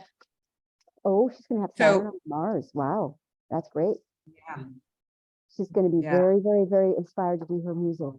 She's probably I actually predict her becoming very well known and possibly becoming a famous person. She's gonna be launched into notoriety because she has Cancer in her chart as well. So then that means she's got, remember, Cancers are having that all happening in their 10th house of career. She's going to become thrusted into notoriety is what I predict for her. She's an amazing musician. Fantastic. Super exciting. Yeah. So Kathy, do you want to pick the Flower Friday card? She says 3. Awesome. Okay, so here we go. I love that you're participating. Thank you for helping us out here with that. Yeah. It's interesting. I've had a number of cards of 3s that have popped out of the deck, which is very unusual. I remember we were talking about a 3rd house being busy, short distance traveling, busyness. She'll be driving to all these 3 houses back and forth, fixing them all up and getting them ready to do performances in. Well, then this card will really be helpful then, because this card is the dandelion. This activates relaxation and dissolves tension. So if you're going to be running around and super busy, you really need to make time to relax, to maybe get a massage. This is connected with the neck and the shoulders too. That's where we often hold so much tension. So remember to take care of yourself, take care of your body too. There's mental freedom here, and just really allowing you to identify with yourself, with the world around you. I feel like the real message here is really just finding that time for relaxation with all the busyness that is happening in both of their worlds. It sounds like, based on both of their astrology. Yeah. What is the other Mars house? Mars rules Scorpio in their 10th house. Oh, yeah. Oh, we already talked about that. Okay. Yeah. Yeah. So lots of good stuff. Yeah. I'm excited for her. I am too. You're definitely. Tell her, Kathy, I'm going to come visit. I'm coming to visit you in Italia. Yay. And definitely keep us posted on how it all goes. Yeah. And that would be really fun to hear how the twin flame connection plays out and how the music plays out, no pun intended. Oh my God, when twin flames, it's going to be unbelievable. When twin flames, think of Chris Stapleton and his wife. They're total twin flame musicians, in my opinion. They work, they harmonize beautifully. They can sense the other one, what the other one's going to do. They tune in, they know how to, they're sensitive, they're tuned into, they're musicians. So musicians are very tuned in and sensitive anyway to sound. They can feel where their twin is going to go. They can improvise together. It's magic, pure magic. Fantastic. Yeah. She said this is what she's, this was her manifestation. So. Yeah, the ultimate musical experience for a musician is to play music with their twin flame, because it's the ultimate experience in music, in my opinion. Oh, yeah, I feel that. I definitely feel that. Yeah. All right, so let's round out this cosmic chat with Pisces. Yeah, you guys are going to have a new financial start involving money. You're going to have Saturn on your ascendant. So you're going to be taking on a big new responsibility. My son is rising sun Pisces. He is a musician, an artist. So he's going to now probably, you could sign a contract. Saturn often represents contract. He could sign a contract. He's going to be elevated in his career. He's going to be focused on career work. It's very hard work when you have Saturn in your first house. And sometimes it doesn't feel like the fruits are there, but it does feel satisfying. You are on the right path. You are getting somewhere. And let's look at where else they have Scorpio in their 9th house. You could involve travel. It could involve a philosophical belief. Like, in other words, you could become inspired to you're going to open up your mind about how important it is to be artistic and creative, and your arts are important. That's what's going to happen with Saturn in Pisces. So Pisces are sort of going to wake up to, because you have Scorpio in your 9th house, and you believe you're going to let go of a toxic belief. And I do know with my son, I'm working him on that, a toxic belief about what it is to be a career musician, or a toxic belief around what it is to be creative, or to even just the toxic belief that you can't succeed as a creative. That's going to change for this is the Saturn return generation. They're going to wake up. Most of them probably didn't meet success, because your Saturn return is when you don't want to be too successful before your Saturn return, because your whole life changes. What it was before is no longer. So this generation are coming into their success, but it's hard work. They're going to be more responsible. There's more responsibilities laid on them because they're the new workforce. But again, they're going to be relaxed. They're the more chill, laid back kind of generation. Slightly escapist in the video games type stuff. But they're going to have to kind of grow up. Basically, they're going to grow up, and but they're going to enjoy. It's going to feel good. It's their true work. You're going to do your true artwork. You're not going to be working you may have a coffee shop job on the side that sustains you. That's okay, but your career music is starting to take off. You are starting to, maybe that's why you've got Saturn in your first house, because you're doing 2 jobs.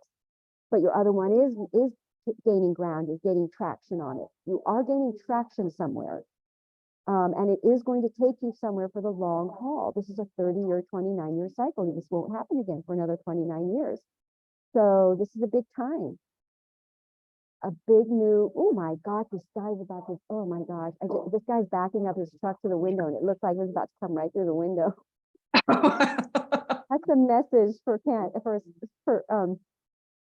Pisces. Yeah, of like things really shifting and being big and moving forward, and things, breaking through something. So yeah, and you have Scorpio in your 9th house. You letting go of toxic beliefs, opinions, rigid thinking. Pisces can do that. They can be some of the most rigid thinkers, and they can also be very negative thinkers.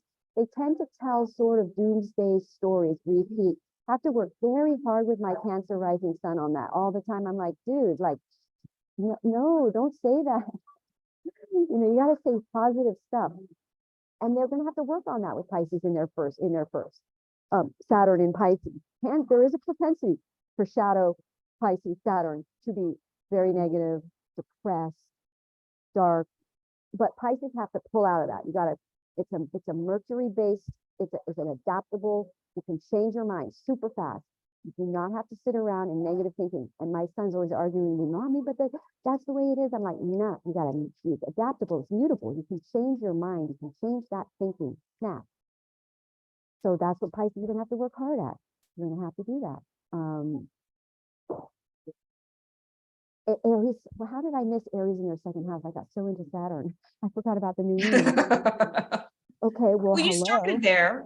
You started there talking about the financial fresh start. So it's kind of aligned up anyway. You got Saturn in its 1 degree point, 0 degree point in your 1st house, with the new moon in Aries in your 1st and 2nd house cusp. So you're really shifting who you are, because you're letting go of a toxic belief system that was really holding you back, that now lets you go forward in a very auspicious way of making money, because to have that new moon in your 2nd house, awesome money. So you see, they're coming out of their Saturn, they're entering their Saturn return years. They're initiating their new careers that is going to last for a good. This is why it's really a nice thing. This is why whatever initiates for Pisces right now is going to be very successful, because you're looking at a 29-year cycle, potentially 30 years. So you're going to be doing this for 30 years. This is your first Saturn, your return, and you're in it for a long haul. Because I'm a Pisces moon. It doesn't matter what sign you're in. Your Saturn return, you're in that position for a good 30 years. So this is great. New way of earning money, new income, new moon in your second house, no doubt about it. You got a new way of making money, fearless, inspired. Also, you could be traveling, with Mars ruling your ninth house, and my son could possibly get a contract to travel. That shows up in his card readings. There's an Italian company interested in him. He could go play music with Kathy in Italy. That's so funny. She likes his playing too. She's a classical musician and he's just rock, but she actually really likes his playing, so it's great. Anyway, so your ruling planet is Jupiter, and Jupiter's a little bit in detrimental, a little bit weak, but when it comes out in early May, it's go time for you guys. Yeah, Kathy says she's excited. Oh, good. Yeah. She also mentioned, she's like, yes, come. She said, and I don't know when she left these messages because I'm toggling back and forth, but because she said he hasn't called yet, not lately, and then I'm excited. So I think she may have been referring to something else earlier, and then I'm back in. So yeah, lots of good stuff. And I feel I have this little, tell Kathy, this is crazy. I have my Italian deck with me, and look, lettera l'amante. Oh, wow. Isn't that crazy? That is. Let's see if she's still on. She was talking about I think she's talking about your son. Haha, he's amazing. Oh, thanks. I'm guessing. So we'll about that, Yes, she said her son is amazing. Her son is amazing. Thanks. Yeah, Kathy. we'll see if Kathy saw the card, because there's a little delay between Zoom and YouTube. So great. I'll pop back over in just a second. That's kind of cool that you have that the energy was so synchronized. I know. Yeah. Learning to speak Italian, and for some reason I grabbed my Italian deck just because I was having fun with it. Like, I just enjoy it. It's kind of like, it's just, I don't know, it's just kind of fun. And so it's just so weird. Those cards came out when I was talking to her. Yeah, that is. So let me just share the flower. We have the sun and the moon right now in the sign of Pisces. So very psychic energies, Neptune there. So anyway, go ahead. Lots of good stuff. Yeah. Well, and I will say too, the card for Pisces, I feel, is so perfect in it's a supportive energy for them. So if they can remember this as they're going forward in this moon cycle, because I know I loved what you were saying about Pisces being, having their Saturn return, having, they can be kind of this negative thinker, the doomsday stories, the, woe is me and everything sucks and there's nothing we can do about it, kind of a throw your hands up thing. Right. I was literally just having a conversation with my guy about this yesterday, because it's like, just making some small tweaks in the way you think and really just shifting your relationship with yourself just a little bit, so that you recognize when these thoughts come up. And wild hawkweed is the flower. This activates wholeness, and the message is fall in love with yourself. So for Pisces, just love yourself just a little bit. They tend to have a bit of a low self-esteem thing going on for Pisces, because they're so sensitive. They pick up everybody's energies, and they just take it all personally until they become aware of the fact that they're doing that. But I shouldn't say that all Pisces ascendant are having the Saturn return. I'm just saying there's going to be a big group of people with their Saturn in Pisces that are having their Saturn return. I just wanted to make that clear, because I think I might have said that. Yes. It's confusing, so just to clarify it, Okay, that is true. That's true. I mean, it just happens that but all Pisces rising will have Saturn in their first house, and it is a 30-year cycle. So. Well, and this also magnifies self-sufficiency. So, as musicians, that could be challenging too. There's a lot of financial struggle. Oh, I don't want to say that, because that's like brainwashing them into the struggle, and you don't want to do that, because that's what I'm trying to pull my son out of thinking, is that it's a difficult path. But let's just it's a path that takes devotion.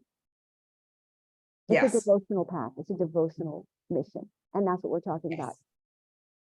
Yeah. Yeah. Well, and I think that comes back to the whole the premise of this, Yeah. of this card too, is, Yeah. and yes, with all of it, but I think particularly like you were saying for Pisces who are sensitive and are emotional and they really, they feel things so deeply. Yeah. Feel that with your towards yourself, you know, bring Yeah. yourself into that sense of wholeness and love and the way you love others. You know, they can be Yeah. such big lovers. Oh my Turn God. that back Yeah. to you. My Pisces rising sun is a big, just everybody loves him. And he just hugs everybody. He makes music and then he just hugs. Ah, I know. He's really nice. I love I Pisces. love that. Yeah. Well, so we Wow. went big Oh, today wow. We with did 2 2 hours. hours Yeah. of astrology and flowers and energy. Yeah, I'm like, I'm so in awe of those who stuck with us. Thank you, thank you, thank Yes. you. Hopefully those who watch the replay aren't scared off by seeing it's 2 hours. Yeah, hopefully they can just, I know what, maybe somebody will start numbering the points where we change signs. Yes. Yeah. So it'll make it easier. But anyway, we're just so grateful that you're with us. If you want to learn more about Madelaine or me, we've got information below. Madelaine has a retreat coming up. Yep, I'm going to be working at this retreat.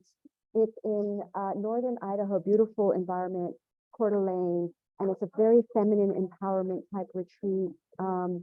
And it's on the, I don't have a date here, but I will put this information on, maybe I can send it to you and you can put it at the bottom. Let me know and I'll update Yeah, it. the For details. sure. Why do I not see the darn date here? But anyway, yeah, that's coming up in May, I think. And really Awesome. fabulous retreats, really a lot of fun. I'll be there. I'll be one of the practitioners. She's going to have a lot of amazing practitioners. So Okay. Awesome. yeah. That sounds fantastic. Well, you all can find the information from Madelaine and I below if you want to get in touch with us for any support within your life. And we are here for you. Just trying to fill in anything else. I think that's it. Just thank you all so much for being here. And we will see you again in 2 weeks with the full moon in Libra forecast. Yes. Right? What degree is that at? Do you know? You don't know. It's probably about 14, 16. I bet you it's 16 degrees. I think you're right. Yeah, they're either 10 degrees or 16, 15, 14. Yeah, I think you're right. I think I did see that 14, Yeah. 16 sounds about right. That Yeah. sounds about right. So, all right, everyone. Thank you so much. Madelaine and I are signing off and we Namaste. so appreciate you. Bye for now.